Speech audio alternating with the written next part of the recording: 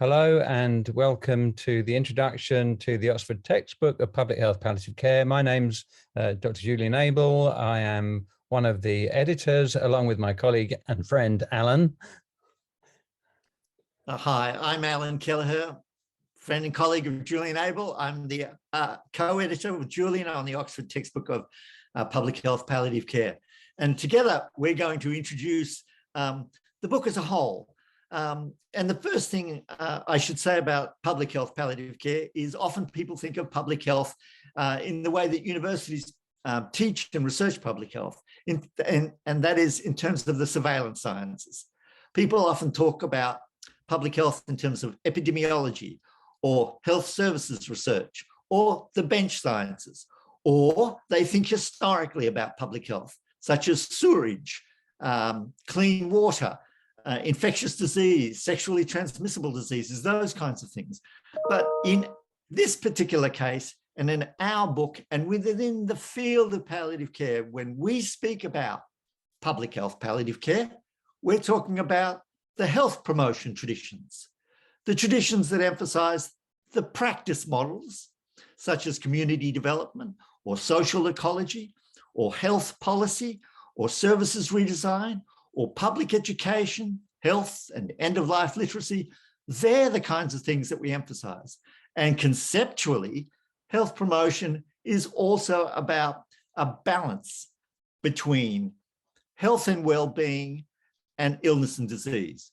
And traditionally, palliative care has tended to emphasize the illness and disease side. And that's why the emphasis has been firmly and wholly largely on symptom management or symptom science.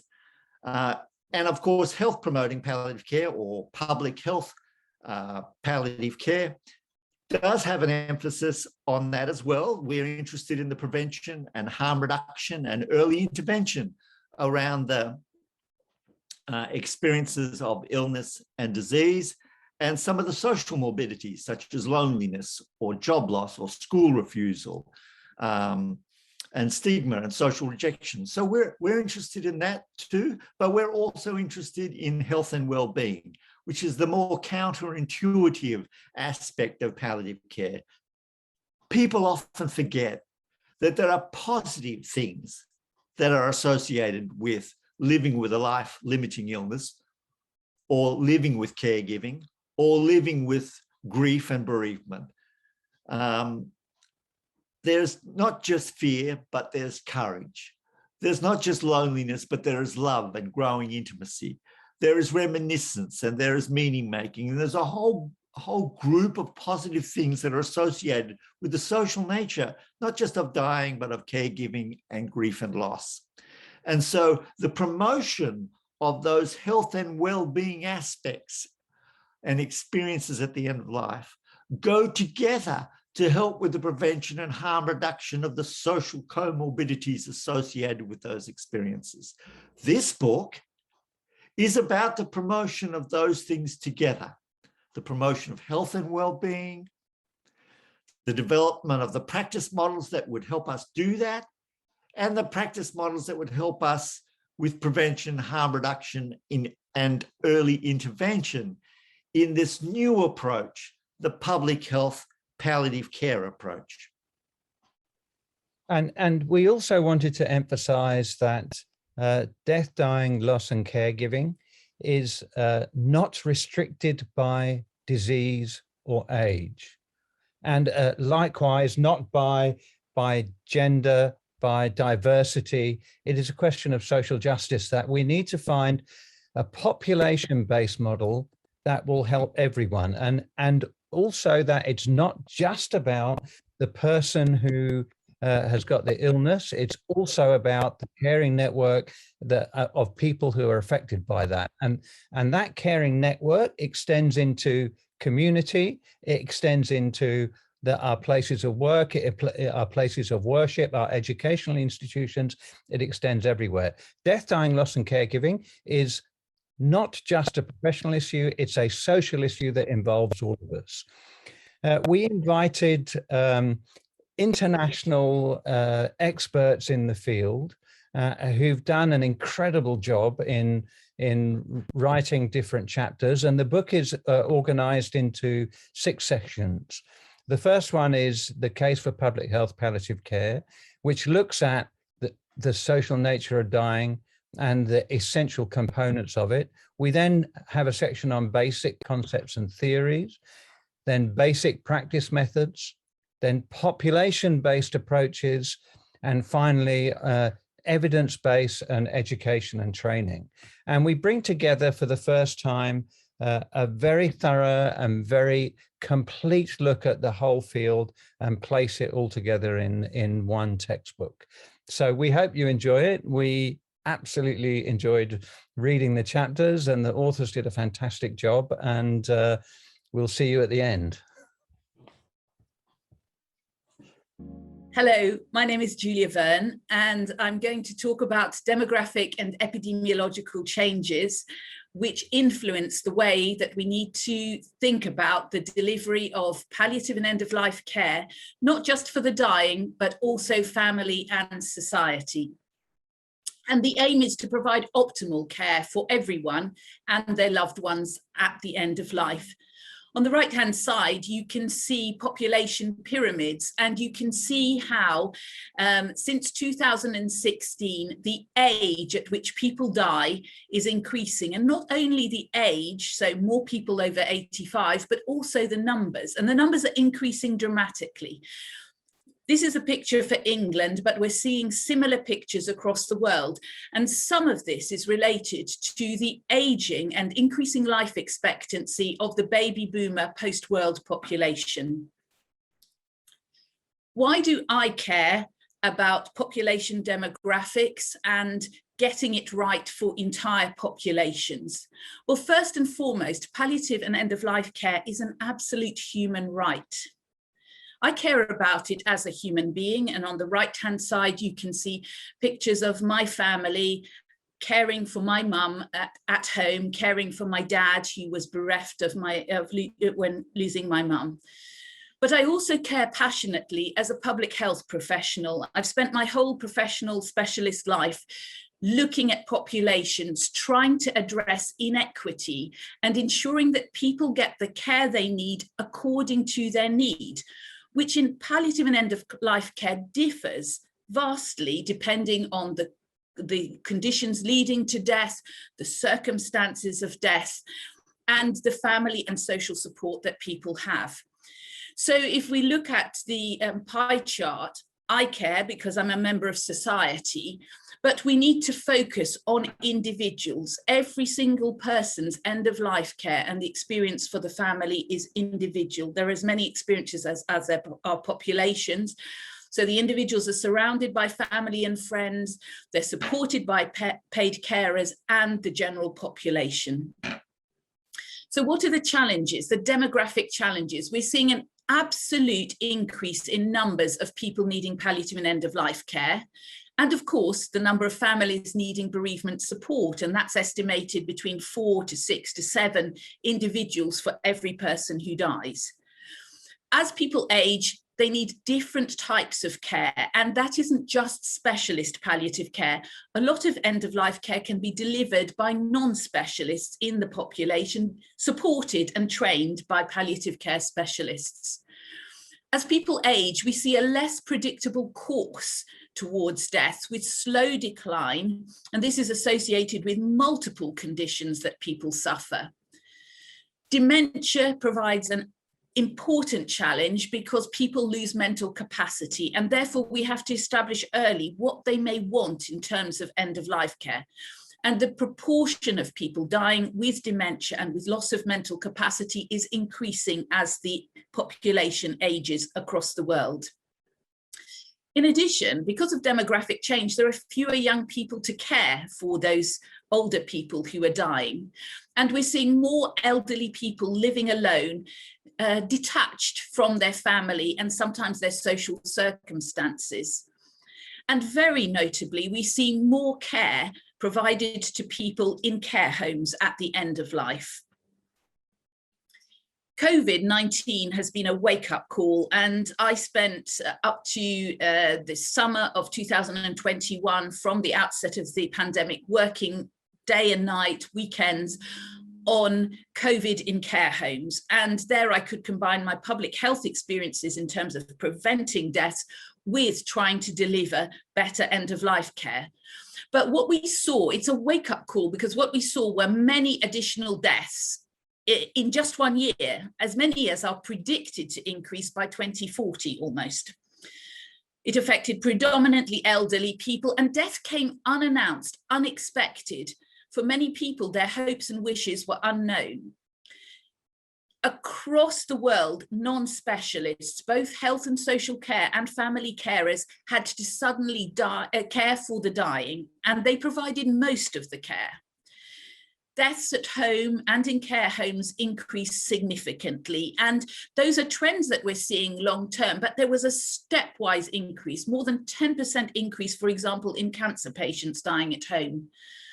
And because of social mixing restrictions, we are seeing a wave, a pandemic now, of complicated bereavement in families and loved ones who've been left behind.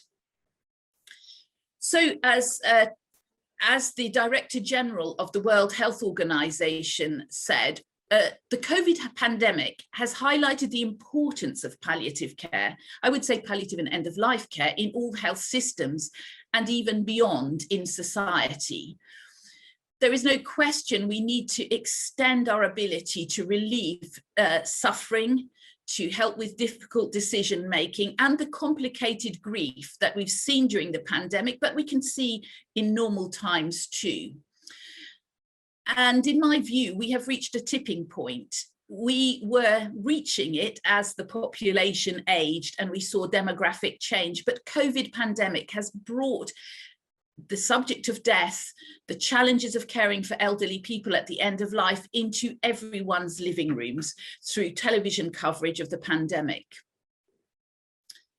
And therefore, because it's a tipping moment, we are seeing the evidence of a new spring for end-of-life care. Palliative care has started to become even more a civic responsibility, not solely a professional one. We're seeing support groups spring up in communities to support those who have lost their loved ones, to help with the care of the dying at home. And the future is really ripe for new partnerships and cooperation between local communities and professionals that live and work among them. Hello, my name is Phil Larkin and I am Professor of Palliative Care Nursing at the University of Lausanne in Switzerland. And my chapter is called International Palliative Care Policy. So I'm writing my chapter based on my experience as the president of the European Association of Palliative Care, which a role I held between 2015 and 2019. And there's probably two elements to my chapter. The number one is, why is public health such an important message for palliative care? And I raised the question, does international palliative care policy actually exist? And I think the reason I say that is that there are probably, although there have been some really, really good positive elements in terms of developing a public health message for palliative care, which I discuss in some detail in this chapter, including, for example, the WHA resolution, the call on governments to place palliative care firmly within their healthcare policy, and then the development of work around serious health-related suffering, the work of Felicia Norl and others. I raised some questions that sometimes I think palliative care, we have, I suppose you would say in English, shot yourself in the foot a little bit, because we still have this ongoing debate about who we are and what we do. And the difficulty with that is it has sometimes obscured a little bit the really good work which has taken place. And one of the points I really look at in this chapter is the continuing debate over the definition of palliative care. I particularly note the more recent definition that has been proposed by the International Association of Hospice and Palliative Care. and how the different agencies, although they all work well in and of themselves, could perhaps work better together if they could find some common ground. And that the future for public health palliative care would be supported and improved if those three, the agencies that exist, which is basically the WHPCA, IAHPC and the EAPC, if those three agencies could come together to provide some common ground and principles. I mean, I think there are other questions I raise, and one of those, I mean, a major question is palliative care politicized? And of course it is, because you know, we're clearly at the right tables in many ways. But one of the questions I do ask is around the idea of palliative care as a human right, which is something that's absolutely been put forward. And I question a little bit, is that the right language, whether or not in that we should consider, because it's difficult to police human rights, maybe we need to change that language to look about social justice and equity and equality and particularly because access to palliative care remains a critical challenge for us going into the coming years. So basically, my chapter is really raising questions rather than necessarily providing answers, and I do give some really good examples of a couple of projects, one in India, one in South America, which have really involved community engagement and public health messaging. So I hope you enjoyed the chapter. I hope it raises debate and allows you to sort of think in a more critical way about our role and function in public health palliative care. Thank you very much indeed. Hello, everybody. I'm Allan Kelleher. I'm the second half with Julian, Abel, who's the editor of the Oxford Textbook of Public Health Palliative Care. I'm here to explain in a couple of minutes what my chapter is about. I wrote the chapter on the social nature of dying and the social model of health. And in that particular chapter, I talk about the social nature of dying, which is that the physical part of dying is really the small part of dying, because dying is about the personal experience, and the personal experience is, in fact, the social nature of dying. When you look at all the different studies of the dying experience, body collapse or body deterioration or the physical side of dying is not the dominant theme, is not the important theme, but in fact, social and personal spiritual aspects of dying are the key characteristics of dying. So if you review those studies, they emphasize things like agency or disengagement. They emphasize the type of social journey, whether the dying is an oscillating or a deteriorating or a type of linearity with a deterioration at the end. Sometimes the emphasis is about indeterminacy, about the waitingness, the experience of waiting and what happens during that experience to your social networks and your personal experiences. Another reoccurring idea is the idea of transcendence, and not simply mystical experiences near death, but also the transcendent social experiences, the way in which dying people see their social and physical environments around them, how they notice the small things, how they find meaning, evolving meaning in their social relationships, particularly in experiences of intimacy and love. So when you look at studies of dying, you realize how important the 95% rule is. And in my chapter, I talk about that 95% rule as the time that dying people spend with others and not their doctors and nurses. In nearly all the time and motion studies in clinical settings and outside clinical settings, we know that dying people and grieving people spend less than 5% of their overall time with those kinds of people. The bulk of the time they spend with family and friends and co-workers, with their animal companions, with the internet and the television, and sometimes alone. So that 95% is the real important space. It's the key space for the work of palliative care. And for some people, that's a new realization. In the past, we've tried to address that space with volunteers. But again, volunteers are visitors, and they only spend a very small part, perhaps that part of 5% that other professionals populate. So at the end of the day, to address that 95%, we need a more social model, a public health model of care. And that's why in public health palliative care, or health promoting palliative care, we emphasize the important role of civic engagement, to be everywhere where dying people and their caregivers and those who live with grief and loss are spending their every hour, their everyday existence, in schools, in workplaces, in shopping malls, and in social clubs, and in local government areas and the streets and neighbourhoods where they live with family and friends. So that is the public health emphasis, and that public health emphasis is there because when you study dying itself, and when you review all the different studies of dying, it's the social characteristics, the social experiences that are the chief characteristics of life at the end of life. You can read further details in this chapter, in chapter 3. Thank you very much. Hello, my name's Mark Spreckley, and I'm the co-author to this chapter 6, The New Public Health, the Theoretical Origins of Public Health Palliative Care. In this chapter, we look to introduce the main concepts of the new public health. We want to answer questions such as the what, the how, and the why.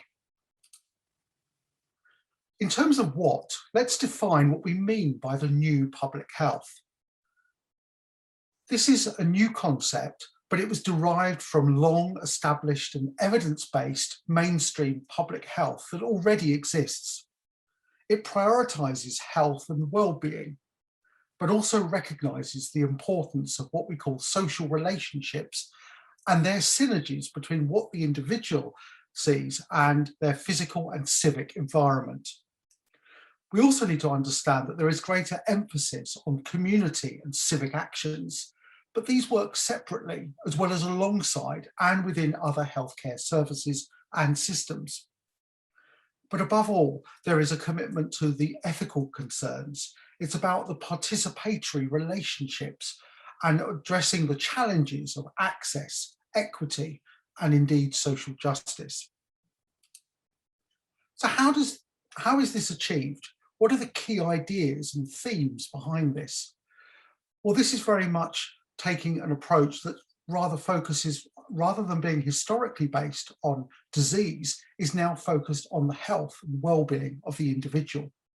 It's from the concept of medicalisation, taking this now to civic participation. Very much the building blocks of health are the communities in which individuals are based. It's from patient focus, from settings focus, looking at the wider environment, as well as making sure that we're well aware of the context for public health being in that domain, and that actually one size doesn't always fit all. It goes from clinical epidemiology to looking at the social constructs of the idea and concept behind social epidemiology. As well as being able to look at cure strategies, this now takes it to a new level, looking at how we manage long-term complex health conditions going forward. So why should we bother with this approach? This is the importance of new public health. Well, certainly there is a consideration that there is a better fit with what is now modern epidemiology, with an aging, growing population, living with long-term comorbidities. How do we make that fit? Understanding that, we need a better informed upstream strategy for health services and how they're developed, working in partnership with key stakeholders. Also ensuring that we address prevention and harm reduction by looking and tackling health inequality and understanding what health is really about, the biopsychosocial model, for example. We need to take social strategies where we actually look at the communities that people live within, and we address social epidemiology and those social determinants of health. And finally, we wish to achieve holism in public health, where we address physical, psychological, spiritual, and the social needs of individuals. The chapter concludes with common examples in these areas. So, for example, we look at the long-term management of an aging population living with HIV. We also look at new public health, mental health management that currently exists. And we also look at an international perspective on ear and hearing health. That is chapter 6, the new public health and palliative care. Thank you. Hello, my name is Libby Sallnow, and I'm the author of the chapter on prevention and harm reduction in the textbook. I'm a palliative care doctor and clinical academic at St Christopher's Hospice, the palliative care group at UCL, and my NHS time is at Central and North West London NHS Trust. I'm also a part-time researcher at the VUB, University in Brussels, and an honorary consultant at the WHO Collaborating Centre for Community Participation in Palliative Care in Kerala, India. The easiest way to start understanding what this chapter is about and what the role of prevention and harm reduction is in end-of-life care, I think is summed up by the river parable that I include in the chapter. And this river parable describes a doctor walking along the side of a river. They hear a scream and they go to pull someone out of the river who is drowning. They resuscitate them, but before they're able to continue or do anything else, they hear another scream and they go in to rescue that person and again resuscitate them. And this continues with many people needing to be pulled out and resuscitated, meaning that doctor is unable to take a moment to understand what's happening and crucially to look upstream to understand why these people are falling into the river and what could be done upstream to prevent this happening. They're essentially in crisis management rather than upstream prevention. And that really goes to the core of what a new public health approach and what a public health approach aims to look for all areas of health, illness and disease. And it's something that we assert really has been neglected and not focused on within the end-of-life care field. Allan Kelleher often uses the example of heart health not beginning when someone arrives in an emergency department with a heart attack. That is not when we first start thinking about how to manage someone's health, someone's heart, and how to improve and reduce the risk of that event happening. And similarly, in end-of-life care, we do not start thinking about how we support people at these times, their families, their loved ones, their wider community, when someone is dying of a life-limiting illness. Those thoughts should take place much earlier, upstream. When we think about prevention, there are different levels of prevention. So there's primary prevention, when you're looking really to prevent the disease starting. So for example, vaccinations programs are a good example of that in public health. Then there's secondary prevention, also known as early intervention, when a disease has been established, but you're looking to minimise the effects of that disease and reduce those. For example, screening in cancer to find examples of cancer early, or reducing and managing blood sugar if someone has diabetes. And then tertiary prevention or harm reduction is really when a disease is very established and you're looking to minimise and reduce the harmful impacts of that. For example, doing rehabilitation after someone has a stroke, or opioid substitution to safer opioids if someone has dependence on opioids. So those are really well established in the public health fields across many different areas. And the question we ask in this chapter is, what are the primary, secondary and tertiary level interventions for prevention in death, dying and grieving? When we are looking at how you begin reducing, harm reducing or preventing the issues related to death and dying and grieving, you need to look first of all at the broader context within which these take place, and specifically the social structural determinants.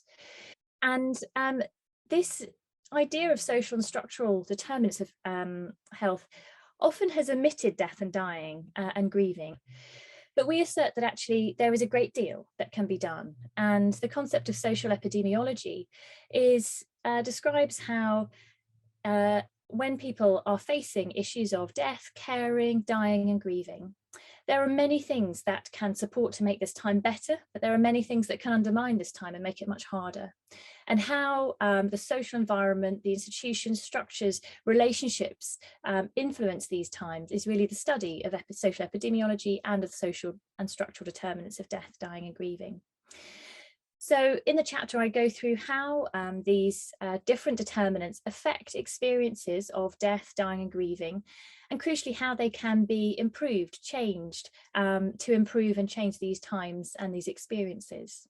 Well, hi, my name's John Rosenberg, and I am the author of Chapter 9, Early Intervention. I am a senior lecturer in the School of Nursing, Midwifery and Paramedicine at the University of the Sunshine Coast in Queensland, Australia, and I'm also the president of Public Health Palliative Care International. I just want to tell you a bit about this chapter. So, early intervention seems like a fairly straightforward concept, but it's fundamental to health promotion. And so when we're talking about health promoting palliative care, we're talking about preemptive approaches that are going to either mitigate or eliminate what we know is going to happen when people are dealing with the issues around aging, dying, death, bereavement, and caregiving. And that impacts not just on individuals, but on communities as well, and indeed on whole societies. So these are the actions that we put in place so that we can influence these experiences in healthy ways. In public health palliative care, we don't see that dying is incompatible with good health. There are healthy ways to die, there are healthy ways to grieve, and there are healthy ways for communities to engage with the issues around these aspects of life. To structure this particular chapter, I've used the structure provided by Julian and his colleagues in the New Essentials in the New Essentials journal article, and that'll become obvious on the next slide. So when thinking about early intervention, what I've done in this chapter is I've said, okay, we have people who are at the center of care. So not just the individual who has the illness, but that person and their most intimate circle of important people. And they may be a spouse or a parent or an adult child, but the caregiver becomes part of that central unit, that focus for care and for early intervention.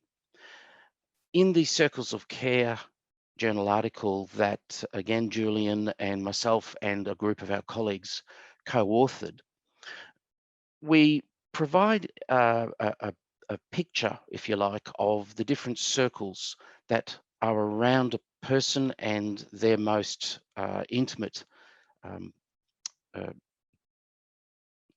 Sorry, you're going to have to edit that bit. So in circles of care, we talk about the people who are closest around the person with the illness, their caregiver, and the people that are closest to them in the care that's being provided. But we need to be thinking about families more broadly than perhaps we do in some parts of the world. So in the West, we talk very much about parents and children and the concept of the nuclear family. But of course, not all families are the same, and not all configurations of families are the same. And so we can view kinship more broadly than simply that of the parents of children at whatever stage during their life trajectory. Equally, it's the social networks that then sit around that center. So we have people who are within the inner circle and the outer circle of social networks, and then we go beyond that. When we talk about early intervention in communities, one of the approaches that I take in this chapter is to talk about death literacy, and this is the capacity of communities to navigate death, dying, grief, and loss. And it requires an approach that brings together the expertise that healthcare services, and particularly palliative care services, have with communities. And the community engagement ladder is a very well established approach to understanding how services and communities can engage. I'm going to talk more about it in a moment, but it's really this idea that it's not simply a matter of delivering services to communities, but it is services and communities coming together in equal partnership. And it becomes very important when we are talking about implementing early intervention strategies into communities, because they work best when they are co-created. The Compassionate Communities movement is a really good example of this approach, and I talk about that in this section of the chapter. The next section in that chapter is around early intervention in civic societies. And a really fundamental point here is that public policies are not just for the majority, but they're for underserved groups as well. And I explore some of those groups and how engagement with them becomes critical to the life of a civic society, particularly when dealing with issues around death, dying, grief and loss. Allan Kelleher's Compassionate Cities policy vision is a group of 9 vision statements that really explain and explore this in a lot of detail, and I make reference to those as well. And then in the 4th area in the chapter, I talk about early intervention in health and social services. And this is again where the community engagement ladder comes back as a really critical way of understanding that it's not simply about what services do to or with communities, but a real shift in power, because a deeper understanding and orientation towards communities brings with it a corresponding relinquishment of control. Services who actually have the expertise to bring to this equation of community engagement will by necessity have to relinquish some of that control in order to engage most meaningfully with the communities that it seeks to support through early intervention strategies. So those 4 areas are where I examine the different approaches to early intervention using the structure that comes from the New Essentials article. But finally, I also explore the idea of partnerships, and we talk about equal partnerships and partnerships in health promotion, and it's one of those words that can get thrown around without necessarily being really clear about what we mean by it. Health promotion and public health is filled with the terminology of collaboration, but a partnership, as we would express it in public health palliative care, is where the power of the expert service providers is renegotiated. And you can see on the screen there that I use that quote there. It's about renegotiating the nature of the partnership so that whilst the expertise of palliative care services particularly, but health and social services generally, the expertise that they might have in death, dying, grief and loss and the issues around those are in fact provided, but not as a point of control over communities. So it's the communities who are actually driving the nature of the arrangement with services in order to implement early intervention strategies. In the chapter, I use the partnering cycle, and it's explained in some details there, and I provide some examples that we have from around the world where partnerships in public health palliative care really are explained in more detail and are able to show the ways in which early intervention can have a really positive impact on individuals and communities and societies when dealing with issues around death, dying, grief and loss. So I hope that you enjoy reading the chapter and that you find it really helpful and a valuable addition to our understanding of public health palliative care. Thanks very much. Hello everyone, my name's Manjula Patel, and together with my colleague Kerry Noonan, we co-authored the chapter on community development and compassionate community. The chapter provides a background to community development and explains the various ways of understanding compassionate communities, including examples from around the world. And this is followed by a short description and discussion about the benefits and challenges of developing compassionate communities. Compassionate communities can best be understood by looking at how death, dying and loss in our communities have changed. Historically, dying at home was considered to be a normal part of community life. Now, with longevity of life, we've become fearful of death, and dying has become less familiar in the community, to the point that dying and grieving has become an isolated and lonely experience for many. One way of understanding compassionate communities is that it involves the interaction of social networks surrounding those who are dying. And the literature has identified three different models of how compassionate communities are being developed. A top-down approach from healthcare services to community is currently the dominant model at the moment. It's a bottom-up approach of naturally occurring compassionate communities. And then the third is probably a hybrid of the two, of organisations and communities working together to respond to the needs within those communities. But within all of those models, community is the main element. So the emergence of community development can be traced back to a time when communities felt disenfranchised and is associated with the inequalities within society. Community development is not a linear approach, it's organic. It evolves over time, it's multifaceted. It involves developing and building lots of different relationships, and it changes over time, but it has many different players. There is no one definition of community development, but there are common principles which include engagement, participation, making the best use of the community assets already in the community, empowerment, building relationships, and control as the ultimate goal. Community development is integral to compassionate communities. With these experiences from around the world and the limited research data that is building, we are building a picture of what compassionate communities look like.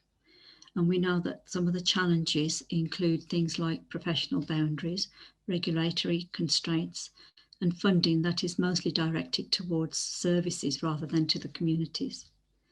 Lastly, we've provided a list of questions for anyone developing compassionate communities that may want to consider. But the main point to take away is that compassionate communities is the interaction of relationships, of family and friends, of social networks, of community members and formal care providers, so that anyone and everyone can be part of a compassionate community wherever we are. So we sincerely hope that you find this chapter useful. Thank you. Hello, I'm Katherine Pettis, Senior Advocacy and Partnerships Director for the International Association for Hospice and Palliative Care, a global membership organization. Patty's and my chapter in this groundbreaking volume discuss the imperative of palliative care advocacy to establish compassionate communities in low and middle income countries. We explain why advocacy requires at least a nodding acquaintance with the international law governing access to essential palliative care medicines, the institutional landscape of the UN organizations, and a working knowledge of palliative care delivery in a variety of settings. This is because under international law, governments are the gatekeepers of access to essential medicines for palliative care. This law creates complex legal, policy, and social labyrinths whose genesis we discuss. We argue that effectively functioning clinical services in compassionate communities call for regulatory revisions and significantly improved professional training, both of which entail government action and accountability. As most hospices in the world, where they exist, are private, philanthropically funded, subsisting on shoestring budgets with few available beds or home visits teams, rights-based advocacy is required for the explicit inclusion of palliative care into primary healthcare budgets and policies so that community providers can be properly trained and reimbursed. Advocacy for essential palliative care medicines is also essential since more than 75% of the world's population who live in the shrunken continents in this map produced in 2018 by the Lancet Commission on Pain and Palliative Care, the first systematic attempt to gather data on serious health-related suffering, lack access to these medicines and to public health palliative care services. Unfortunately, more than a century of official and cultural stigma around what the medical community calls drugs, a term also used to describe illicit substances, creates strong and unpleasant headwinds for our advocacy around controlled medicines. And of course, this is made much worse by all the publicity and the deaths surrounding the US opioid crisis, which is a governance crisis, not a crisis about opioids themselves. Patty's case study from her work as a physician and an advocate in the Republic of Georgia, a country facing particular challenges as a post-Soviet republic with very restricted access to essential palliative care medicines, is a case in point. So palliative care advocates around the world can cultivate the concept of compassionate communities by showcasing the work of providers on the ground who may not think of themselves as compassionate communities. Patty uses the example of this faith-based hospice in Georgia, whose seeds of service are germinating slowly, but bearing fruit for patients and families in the country. We hope our chapter gives you insights into how this sort of praxis synergizes with frameworks of international law expressed through palliative care advocacy at all levels of governance. Compassionate communities can take root in places that were once hospital-dominated deserts, once certain basic supports are in place. Happy reading, and we look forward to responding to your questions about our chapter and our work in general.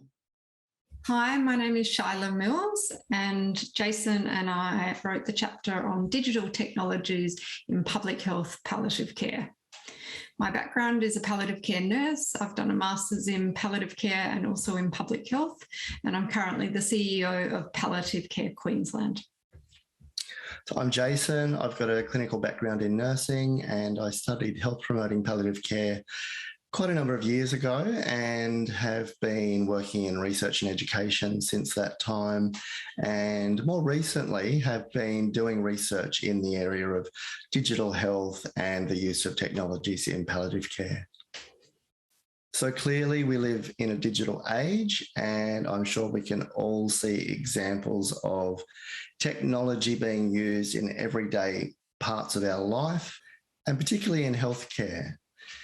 So while we could all think of applications, examples of the use of technology, we thought it was important to first actually conceptualize and establish a theoretical underpinning for the use of digital technologies in public health palliative care.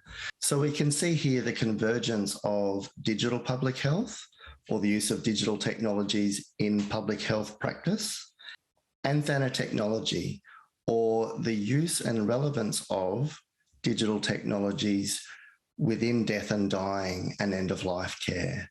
So we can see that by combining these two spheres, in the middle, we find the use of digital technologies in the context of public health palliative care? Technology is increasingly important in this day and age. If you work in the healthcare setting, you might think about telehealth or electronic health records. If you work in awareness raising, you might think about websites or social media. If you work in projects or education, you might think about MOOCs or apps. We chose for our chapter to consider digital health in relation to the new essentials model that you can see here.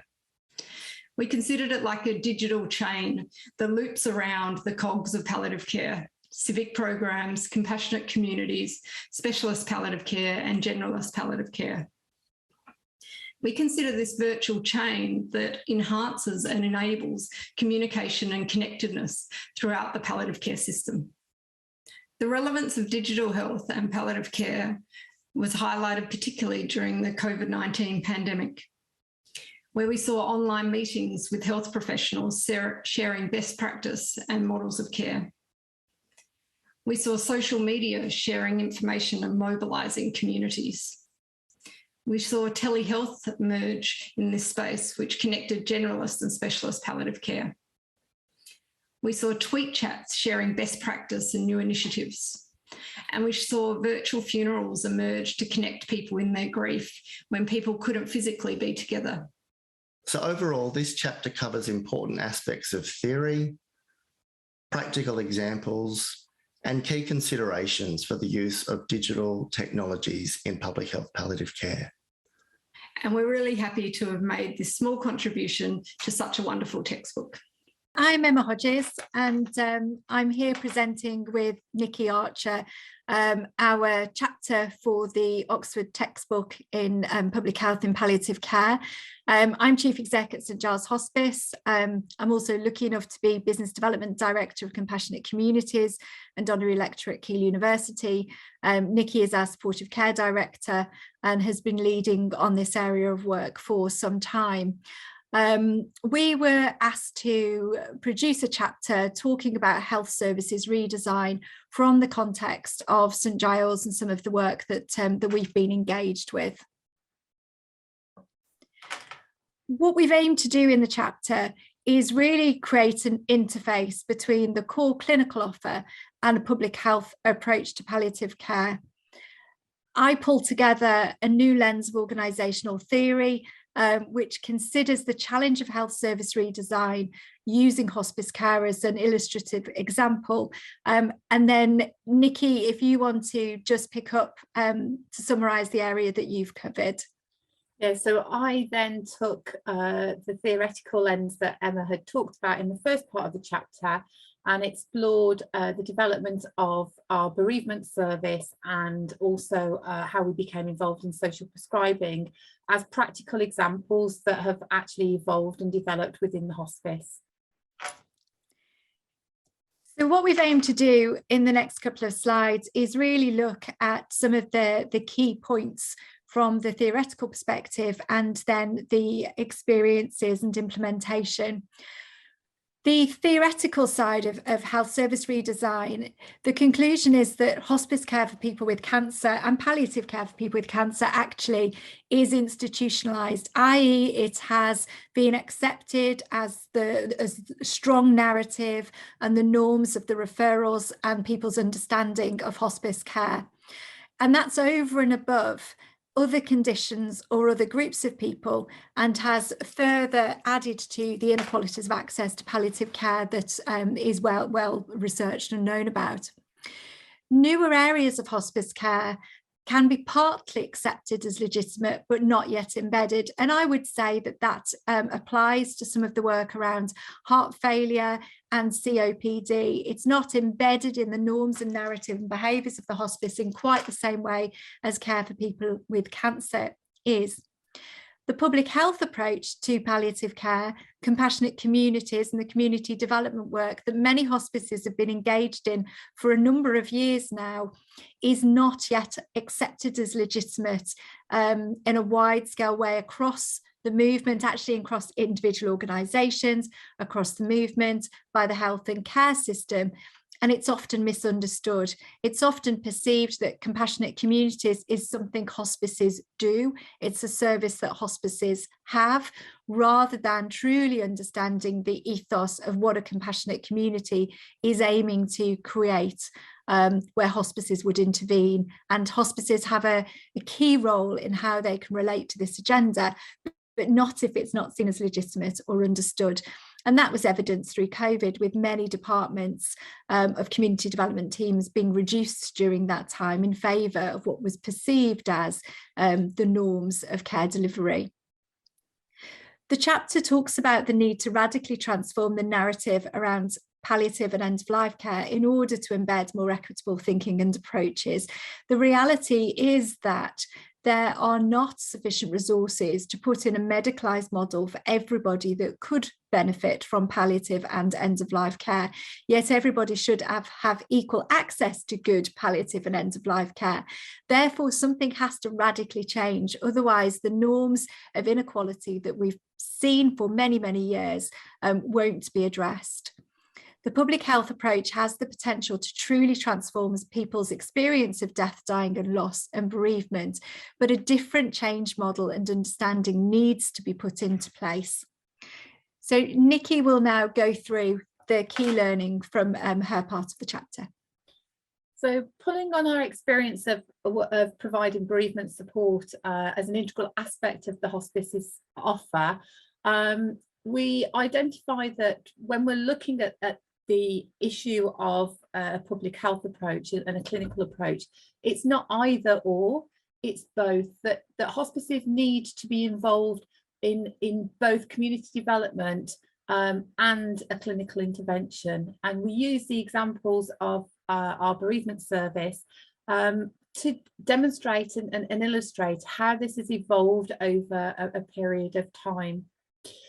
We talk in the chapter about institutional entrepreneurs as being absolutely key within the organisation, people who advocate the change and the embracement of community development approaches, but actually the need for those people to be seen as legitimate within the organisation and within the broader system in challenging the status quo to get that traction and that development at all levels.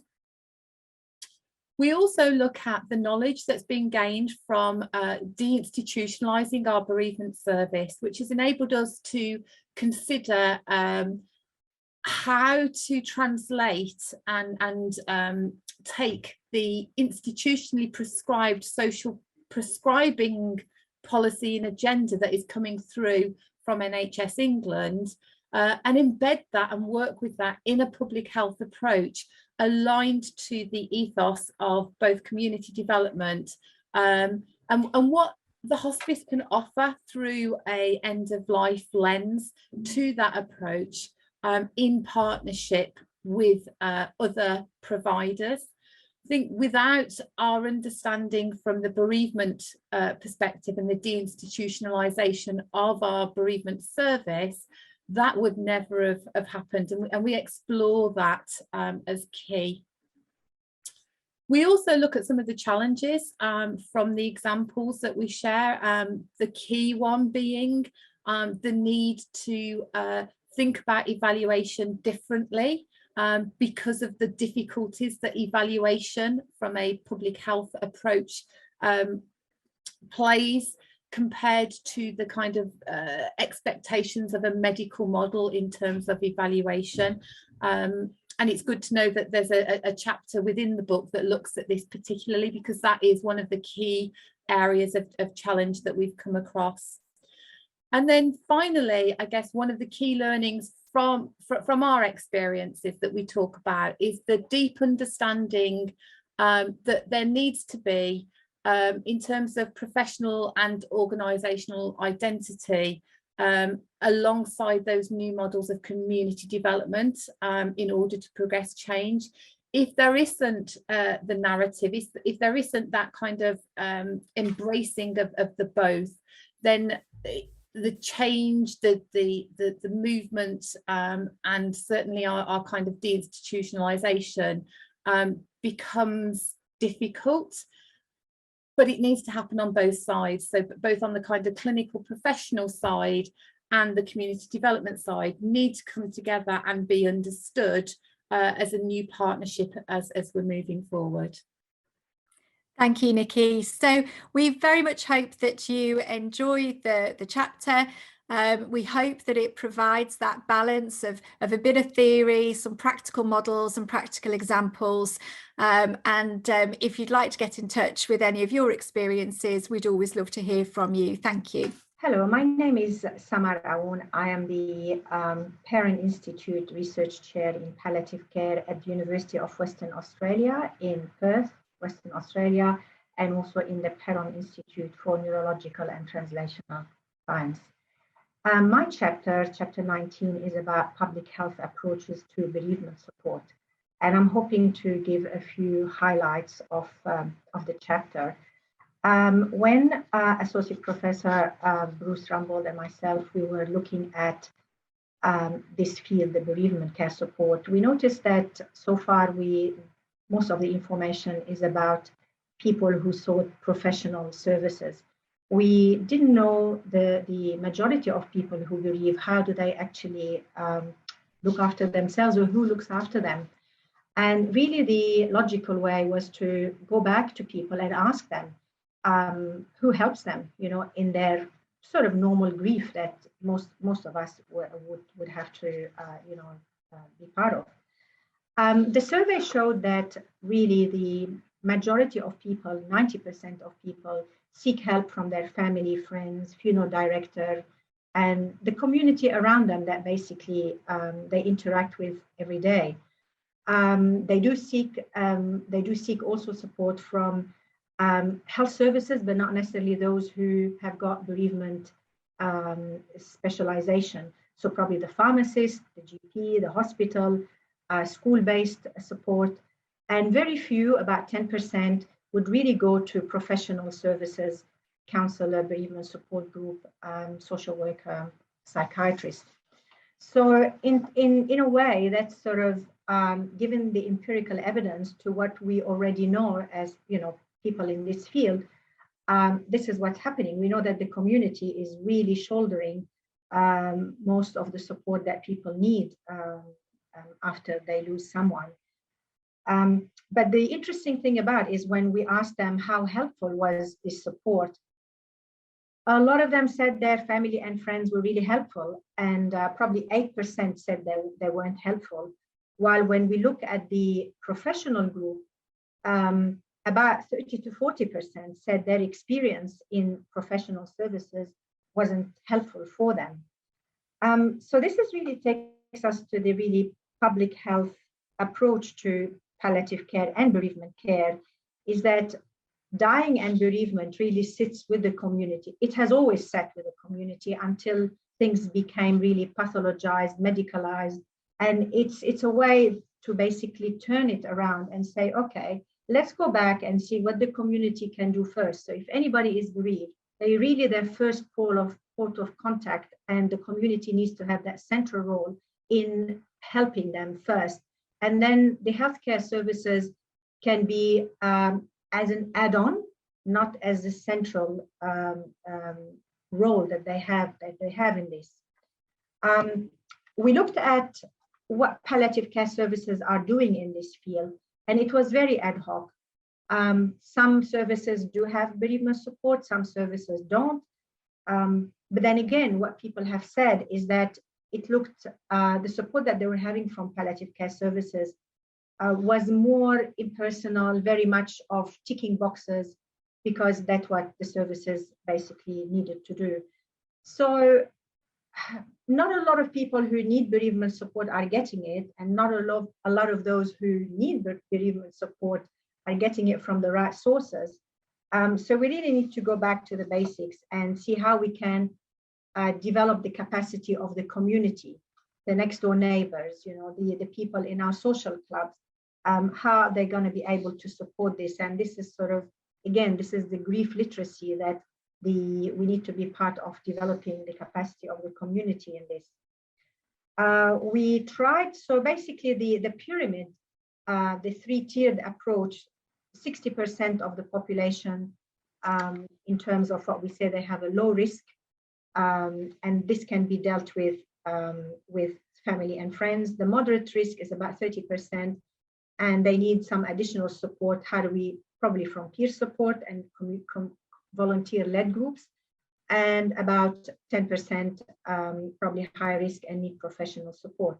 But then again, this is just a generalization. There is a lot of people who we may think that they should be at the high risk group, but really they've got a lot of community support, and therefore they've never really needed to go to professional support. So it's not a really sort of one size fits all. We really need to sort of look at how it's working at the population level. We tested this with the motor neuron disease people, and again, because it's such a traumatic disease, the moderate risk is much higher than in the general population of bereaved people. So it's sort of, we had 30% with normal grief, 60% with moderate risk. And this is where basically people who are working in this field need to be mindful about getting that support for MND family carers much earlier, and connect them to, again, the community-based organizations that they have in their communities, so help is forthcoming to them. Ireland tried the survey, and interesting that they had the same, again, grief levels, again, the same, sufficiency of support and self-reported mental well-being. It was exactly the same as Australia, which is very, very interesting. You know, bereaved people all over the world, particularly probably the developed world, and we're talking about sort of similar cultures, are similar. So the way it's sort of impacted on practice and policy, it was very refreshing to hear from a lot of service providers, health professionals, how they felt that this model has really helped them into really organizing, their resource allocation, and not really need to think everybody who's bereaved need to come to them. And also those professionals starting to actually make those links with community networks, because this is more sustainable for the bereaved person to be connected back into their communities. So the UK National Bereavement Alliance, have used it in a way to restructure the way they do things. Again, Ireland have based their policy on this. So basically the funeral and memorials, again, that's been conducted. The funeral providers have been key to basically doing that bereavement survey to start off with. And again, because people said they've used them quite a lot as support along with their family and friends, it's opened a new way for them to look how they can, as a community-based organization, how they can support the families that they're conducting the funerals for. Similar way, the Australasian crematoria and cemeteries, they really wanted to be more relevant to their own communities, and therefore reach out in that public health model, how they can help the different cultures that they service in terms of, having cemetery plots and all that to do with it, death and dying. Then we looked, because I've been asked the question quite a bit in terms of, well, how does this differ now with COVID-19? And it was just purely estimated guess in terms of it definitely, the moderate level, risk level would have, increased during COVID-19 for all the reasons that the unexpected circumstances around the death, the reduction of the physical and social support, the diminished mourning rituals, just to name a few factors. So grief basically have been much more felt, obviously, because they couldn't do the normal community rituals that are needed to help families. And again, that we should be mindful of this when we look at what are these resources needed now to support, and I'm saying community resources, not just, financial resources, to be able to support people who have had somebody die of COVID-19. So as a conclusion, as I said, it's really provided empirical evidence to building communities' capacity to provide the type of social and practical support that compassion communities approach advocate for. Again, how do we enhance our local communities and link those bereaved people to people who can help them in their own communities. Again, it's about a bit more sort of training for professionals to make sure that the people they are counseling, they are people who are individuals in communities. They're not people defined by their grief, and therefore all they have to focus on is that emotional inquiry, and then leave people disconnected from their communities. So there is a lot of work that, you know, formal and informal networks need to be working together so that bereavement support foremost belongs to the community, the same way as dying belongs to the community, and get everybody basically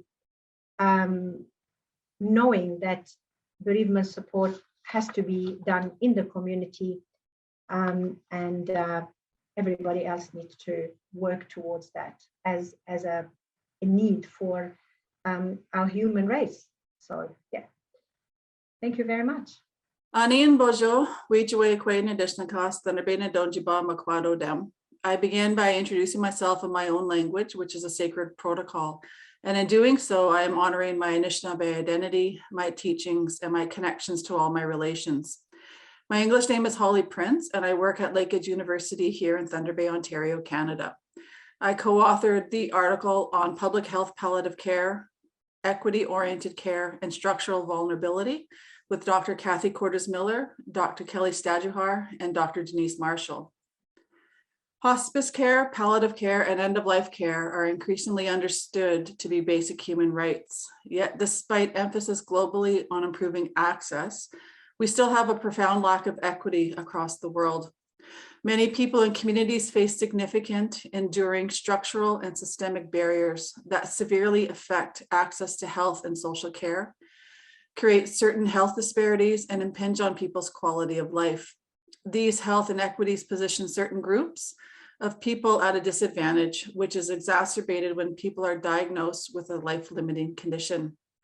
The core of the public health palliative care approach is a focus on equity, inclusivity, and diversity. The movement seeks to reclaim the natural course of dying, and in the process, re-engage communities to take on a larger role in caring for their own. People, therefore, working in hospice, palliative, and end-of-life care need to consider how to develop, adapt, and translate equity-oriented approaches within public health palliative care to address the needs of people experiencing structural vulnerability and fully embrace what it means to provide inclusive care to diverse populations. This chapter focuses on public health palliative care and its relationship to equity-oriented care and structural vulnerability. Key contemporary concepts related to equity, diversity, and inclusivity are outlined, including equity-oriented care, trauma and violence-informed care, cultural safety and cultural humility, and harm reduction, which are then situated within palliative and end-of-life care and public health palliative care. 3 examples are shared of communities of people who experience structural vulnerability, highlighting the inherent strengths and capacities within these groups, and outlining emerging developments and evolving practices and/or new evidence that may foster equity-oriented public health palliative care for the future. While having global application, our discussion is embedded within our experiences in the Canadian context and our own social locations as scholars in palliative care who are working with communities of people experiencing structural vulnerability. A final discussion consolidates overarching themes to provide direction for broad, enduring, and global application. Thank you, and miigwech. Hi, so my name's Joe Sawyer. I'm a palliative care doctor and also a research fellow at UCL. And I've written the chapter on, along with Libby Sallnow, on the evidence for effectiveness of a public health approach in palliative care. So for me, compassionate communities and new public health approaches are a unique way of looking at the end of life care. And communities and relationships are complex. They don't necessarily lend themselves well to thinking about evaluation or effectiveness in the traditional sense. So you can't simply take community A, build a compassionate community, convert it into community B, and so forth. And the reality is it looks a little bit more like this, where new ideas can lead to an intervention, but how it will unravel in the real world is highly variable. The outcomes are not always predictable or indeed visible in the places that we're used to looking. And they may take years or even generations to manifest in the first place. Because compassionate communities are complicated, they don't necessarily fit a simple scientific model of evaluation. You instead have to think about things a bit differently and pay greater attention to context, culture, and have an open mind when it comes to thinking about outcomes of interest.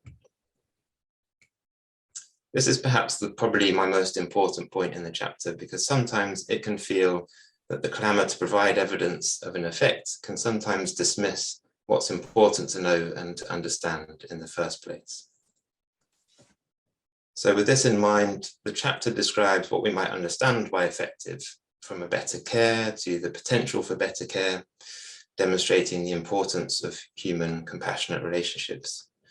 So I've reviewed most of the scientific literature as part of my work, and I've categorized the evidence into two main sections. The first relates to a community's capacity to act as an agent of care, and the second is about how they do this. And here the evidence is all within processes and techniques used in developing a community's capacity to care. So I write about social capital, community engagement, empowerment, responsibility, and motivation, what drives us to make a difference.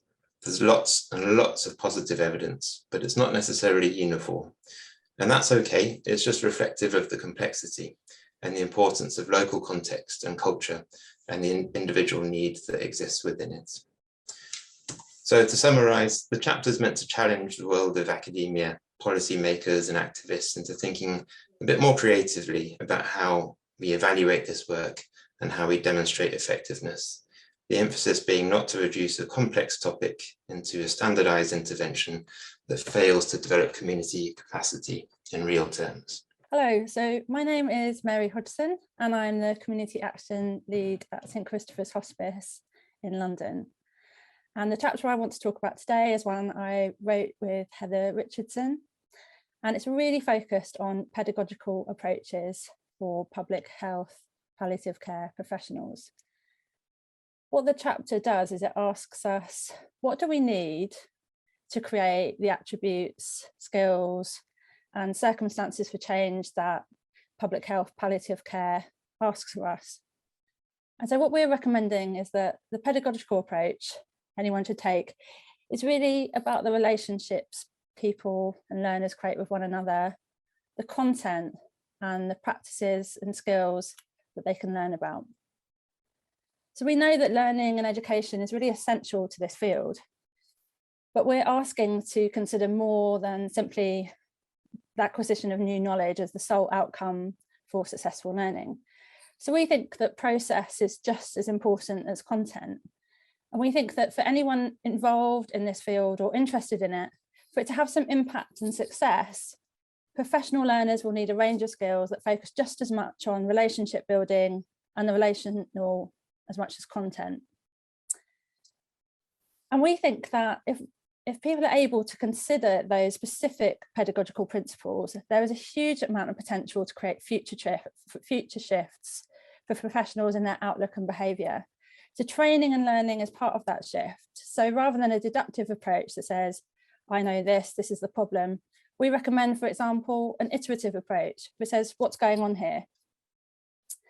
We also think that a social justice lens would really help develop the types of reflective skills and the ability to create a shared learning environment that's needed for public health palliative care to be successful, in which a mix of people come together to enhance each other's understandings of challenges and opportunities and do so in a respectful way. We recommend that community members and those who have lived experience are experts and they could join this learning community. Equally, we suggest that people and professionals have much to learn from each other, and the professionals are people too and members of communities. We want to encourage any professional learning in this area to see themselves as a citizen. We'd also like them to be really aware of and reflect on the power, resource and lens through which as professionals they view life. We think that being able to recognise and foster the conditions for the actions that must be taken is essential for anyone to learn about and practice. So we think that a curriculum for public health palliative care can be a tool in its own right to enhance health equity. And we think that a curriculum for public health palliative care should be as complex and well-rounded as society is in which these interventions take place. We think that sharing perspectives from a number of different sectors and fields will help generate knowledge for professionals of socioeconomic context, the ways and that people live their lives and the challenges and context in which they come to healthcare and health promotion. We think the curriculum could cover the range of experiences people might have, but introduce more interdisciplinarity into it, such as an introduction to subjects that deal with challenge and change, for example, community development.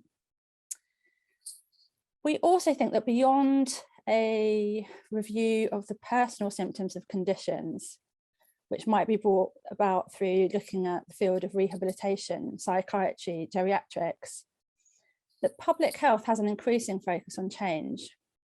So the content that learners discuss and explore and know about should support that need by also adding content such as health promotion, community development, and social ecology. It's really critical that we task people in today's society to understand power, socioeconomics, social networks, and inequality and how it manifests. We think this will take professionals from focusing on the personal, individual symptoms to the systemic, which is needed for change.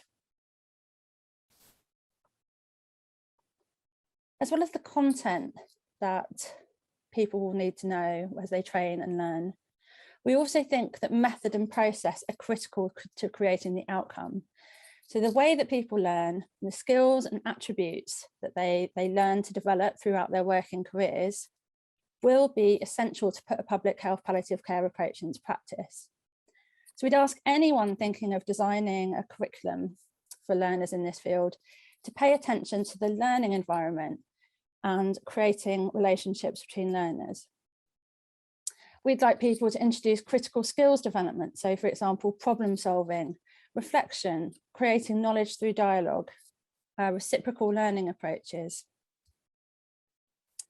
We'd like people to think about learning from others, to see each other as experts, and not just within the field of practitioners, which is already multidisciplinary, but also community members. So for example, in the chapter, we speak about community members as faculty. This will mean that we don't always start with the professional agenda, but we open up setting the agenda to a broad range of people who experience death, dying and loss. And this will really help contextualize any knowledge that is learned. A social justice framework is also relevant here because it helps us understand how and why methods are so important.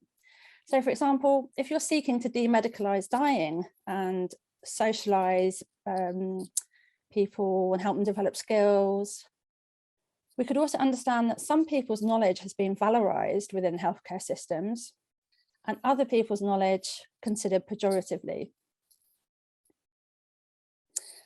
Essentially, we think that a good way to do this is learn by doing, to be a continuous, reflective learner all the way through your professional career. We support the idea that this might start in schools with younger people as they learn how to create change, listen to others, engage in reflective practice, and how they can think about enabling change to happen and not being a barrier for it. We think that every interaction could be an opportunity or a reinforcement of attitudes. So we'd love to see it being more of an opportunity. Hi there, I'm Sally Paul and I'm the author of Chapter 27, which is Public Health Palliative Care Education, Children and Schools. And I'm here to give you a very brief overview of what you'll learn or what you'll read about in this chapter. The chapter starts by defining what public health palliative care education is. And if you're engaging with this book, what we're hoping you'll understand is that when we're talking about death and dying and bereavement, we have to recognize that these aren't medical experiences, that they're fundamentally social experiences. And public health palliative care draws attention to that, and it draws attention to caregiving, death and loss and illness as affecting every one of us, adults and children alike. And what that means when we think about the social is that where we work, where we learn, where we play and where we interact all shapes how we experience illness, caregiving and bereavement. And public health palliative care education focuses on the role and capacity of educational communities to proactively prepare its members to care for themselves and for each other when someone is dying or has died. And in this chapter, I'm going to focus on public health palliative care education with and for children, looking very specifically at the role of school communities. Obviously, when we think about education communities, it's broader than school communities. Education starts at early years and goes on to further and higher education. And it's really important that we give those areas focus too. But here I'm arguing that there really is a need to look specifically at children and at children in schools. And the need to do that is because children are often neglected from lots of conversation, education and support around caring and bereavement. But those experiences are very much part of children's lives. By the age of 8, bereavement is a majority experience for children, and about 8 to 12% of children are involved in caregiving activities, and both those figures are likely to be an underestimate. So it's really important that we engage children in experiences of death and bereavement, and timely and specialised support is important in relation to that and is important for some children, but it can sometimes inhibit naturally occurring supports or resulted in a fragmented support across healthcare services. And more importantly, not all children need professional services and support. And sometimes acknowledgement, understanding, compassion and information and education is enough from the people that they know and they're already part of their network. Public health palliative care education places emphasis on children within wider social systems, specifically educational communities, that shapes how they engage with those experiences of illness, caregiving and death. And schools are valuable and a frequent site for public health activities. Schools are very familiar with public health and are seen as an important setting for enhancing children's intellectual, social, emotional and physical growth. And evidence would suggest that doing so can both improve children's ability to learn and improve the future health of those individual children, but also that of their families, peers and the wider community. So by looking at children in schools, we can also affect the broader communities in which they live.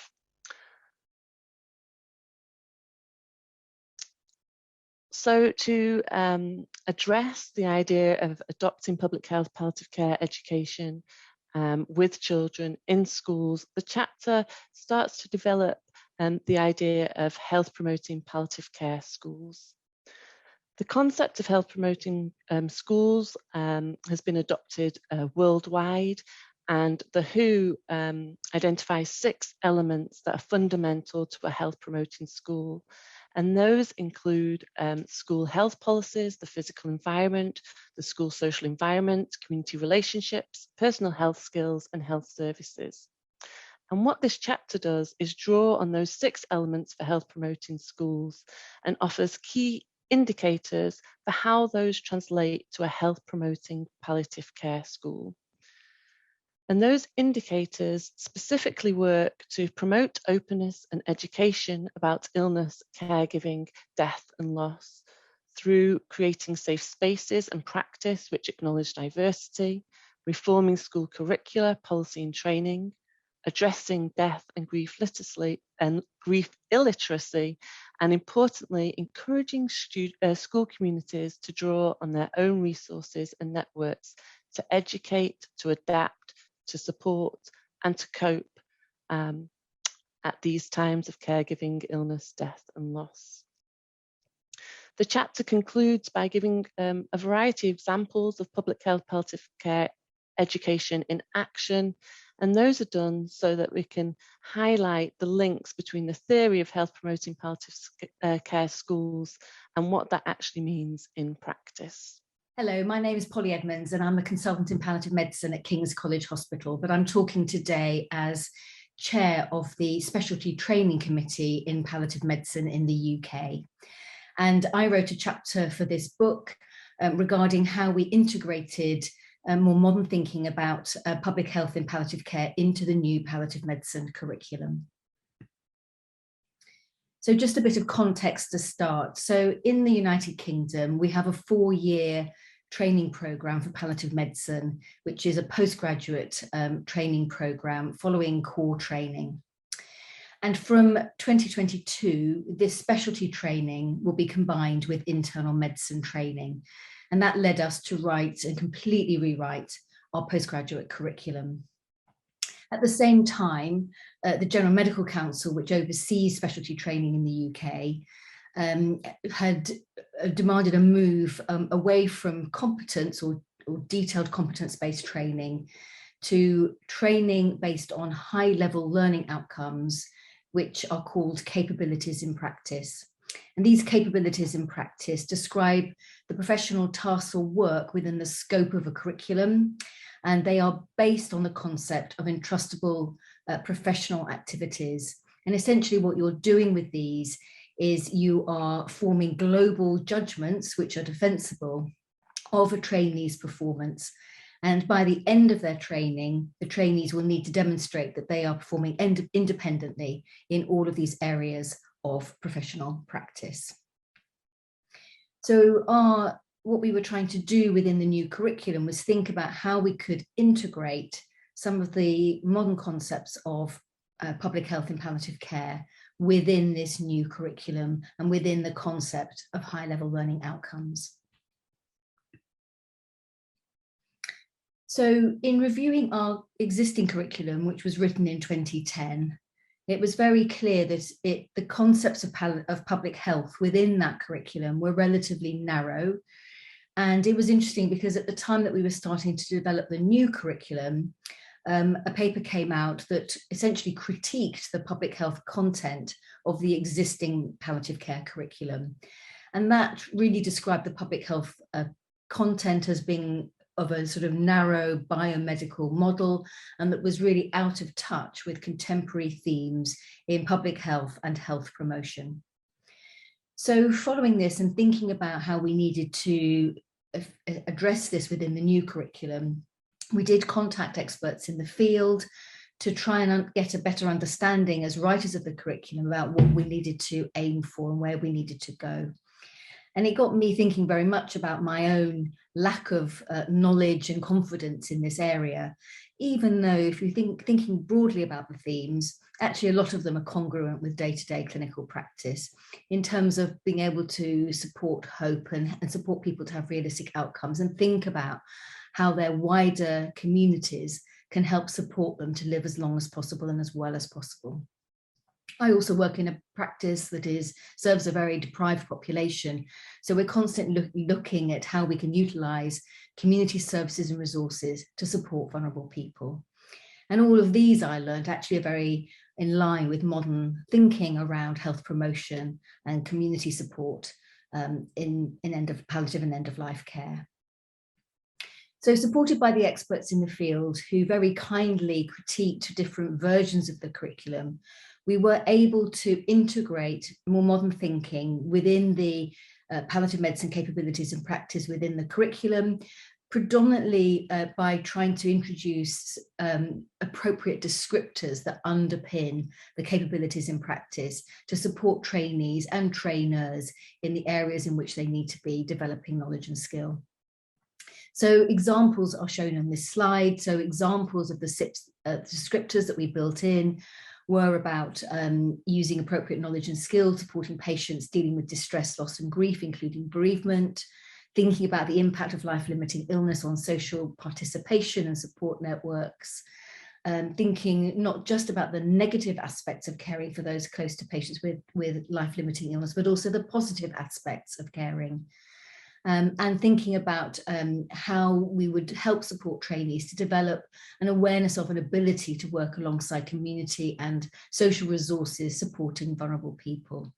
And also trying to enhance our thinking and concepts of dying as a social process.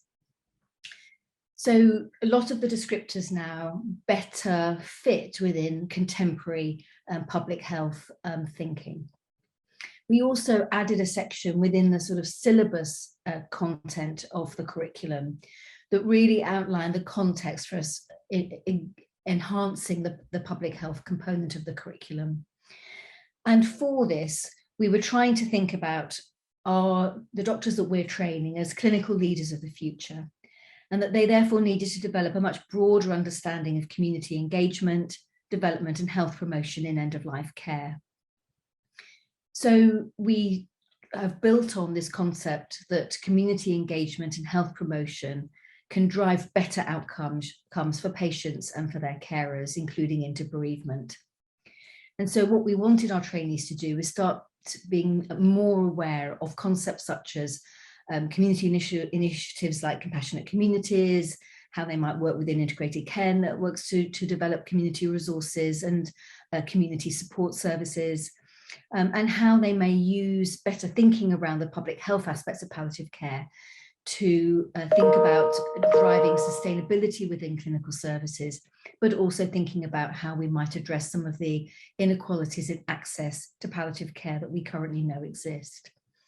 So this section on the context hopefully helps anchor the importance of public health in palliative care for trainees and trainers. But just as those of us that were writing the curriculum perhaps didn't feel very knowledgeable or confident in this area, we were also aware that many of our trainees and trainers wouldn't be. And so we're very grateful to experts in the field who have worked with us to develop a training program that will go alongside the curriculum and support its implementation. And what they've come up with is a plan whereby there will be a series of 4 webinars, a study day and a workshop specifically on compassionate community skills in the clinical setting, that we hope both trainees and trainers and even trainees that are not on this curriculum will access, so that we can really drive the knowledge and understanding of more modern concepts of public health in palliative care to the broader palliative care community. And so that will hopefully then have a much wider reach than just the potentially more narrow reach of this curriculum. Thank you. Hello again, it's Julian and Allan. Once again, to wrap up the Oxford textbook, I hope you've enjoyed reading it. I hope you've enjoyed having a look at some of the brief videos that we've recorded to introduce the chapters and the book as a whole. I think at this point, it's worth saying that one of the key messages of the book is that to be able to do our jobs in palliative care, to be able to perform palliative care as a quality offering to the community, we need to understand the limits to our workforce in palliative care. Palliative care is not simply a clinical enterprise. For a long time now, for perhaps the last 30 or 40 years, we've been talking about palliative care for all. And that has been an admirable ambition. We need palliative care for all. But the only way it's ever going to be achieved is only if all of us are participating in palliative care. So it's to do palliative care for all, there has to be all for palliative care. Palliative care cannot be something that simply doctors and nurses and social workers and chaplains and volunteers do. It's something that schools do and workplaces do and cities and towns and villages and hamlets and neighborhoods do. Each one of us plays our part. We are all for palliative care. We all have a role to play. So palliative care is not just a medical enterprise. It's not just a health enterprise. It is also quintessentially a civic enterprise. And that is the fundamental meaning of the future of public health palliative care.